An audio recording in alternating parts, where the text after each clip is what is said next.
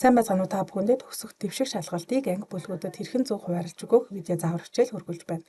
Юунд хүрээнд багш нар маань шалгалтын санс руу орно. Үүнд таны ангиудад өгөх боломжтой шалгалтын материалууд харагдана. Хэрвээ та CMS дээр шалгалтын материалаа шивсэн бол CMS шалгалтын материал татах гэд өөрийн шивсэн материалаа татаж оруулж ирж байгаад анги бүлгүүддээ хуваарлна гэдгийг анхаараарай.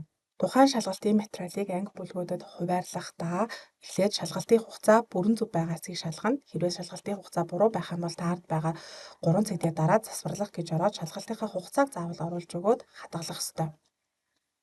За үүнийхээ дараагаар дахин 3 цаг дээрээ дараад шалгалт авах хэсэг рүү орно.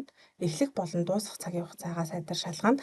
Үр дүн харуулах огноо гэдэг нь болохоор та шалгалт дуусны дараа сурагчдад анализ харуулах хугацааг хэлнэ. Магадгүй та шалгалтаа дуусаад дуусныхаа дараа шууд харуулна гэх юм бол уг дуусах огноо болон үр дүн харуулах огноо ижилхэн байж болно. Үүний дараагаар та зөв хариулт харуулах гэдгийг заавал чекэлж өгөх ёстой. Ингэснээр сурагчдад анализ харагдахдаа зөв болон буруу хариуг ялгаж харуулна. Хэрвээ та бодолт болон шинжилгээнүүдийг тухайн шалгалтын материал бүрдүүлэхдээ оруулсан бол аль алиныг нь чекэлж өгч бас болно. Ерөнхий шалгалтыг авахдаа нийт ангиудаа чеклээд авч болдог ба ерөнхий шалгалтын үнэлгээ ангиуд ирсэн багш руу очдоггүй. Харин төгсөх дэвших шалгалтыг авах энэ тохиолгоог чеклснээр тухайн бүлэг бүрт шалгалтыг үүсгэх шаардлагатай ба энэ тохиолгоог хийснээр тухайн анги удирдсан багш дээр улсын төгсөх дэвших шалгалтын үнэлгээ нь автоматар хүүхдүүд шалгалтаа гүйцэтгэсний дараагаар очдог. Доор харагдаж байгаа хичээл нь ECC-с татагдсан танай сургуулийн шалгалтын тов. Хэрвээ уг доор ямар ч хичээл харагдахгүй байвал та заавал сургалтынхаа менежерт хэлж тухайн ангийн шалгалтын товыг татуулна. Энд харагдаж байгаа хичээлийг өөрийнхөө өгж байгаа шалгалттай заавал ижилхэн байлгана. Хэрвээ тийхгүй бол та математикийн шалгалт авч байгаад үүн дээр англи хэлгээ сонгочих юм бол анги удирдсан багшийн англи хэлний шалгалтын үнэлгээнд дээр таны хүүхдүүдийн гүйцэтгсэн үнэлгээ ороод ирэхэд бол та математикийн шалгалт авч байгаа бол заавал үнийг математикийн шалгалт гэдгээр нь тохируулаад хадгална. За ингээд хадгалсны дараагаар бол ногоон өнгөтэй болж материал маань өөрчлөгдөнө. За материал ногоон өнгөтэй байна гэдэг нь тухайн анги бүлгүүдэд хуваарлсан байна гэсэн үг. Ямар ч өнгөгүй байвал уг материалыг анги бүлэгт хуваарлаагүй байна гэсэн үг. Би сая 8А анги дээр тохируулсан бол одоо шалгалт авах гэдгээ дараад эхлэх дуусах огноо болон үр дүн харуулах огноонуудад тохируулаад 8Б анги дээр өгнө.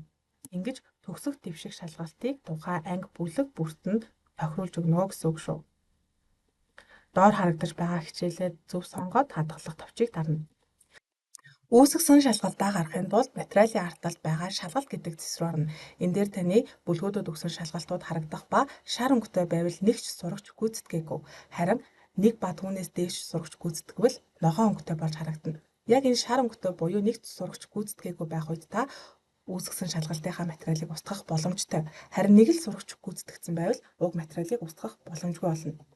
Шалгалт явагдаж байхад тухайн шалгалтыг хянахыг хүсэх юм бол артлын хяналт гэдэг хэсэг дээр дарна. Үүн дээр нийт бүртгүүлсэн сурвалжлагч буюу тухайн анги бүлгийн сурвалжлагчид за шалгалт эхлүүлээд байгаа мөн шалгалтыг дуусгах гэдэг товчийг хэдэн хүүхэд дарсан бэ гэдэг хяналтууд харагдана. Магадгүй тухайн сурвалжлагч цагтаа амжиж дуусгах товч дараагүй байх юм бол илгээж амжаагүйг харах гэдгээр та тэдгээр дуусгаж амжаагүй байгаа сурагчдын материалуудыг харах боломжтой.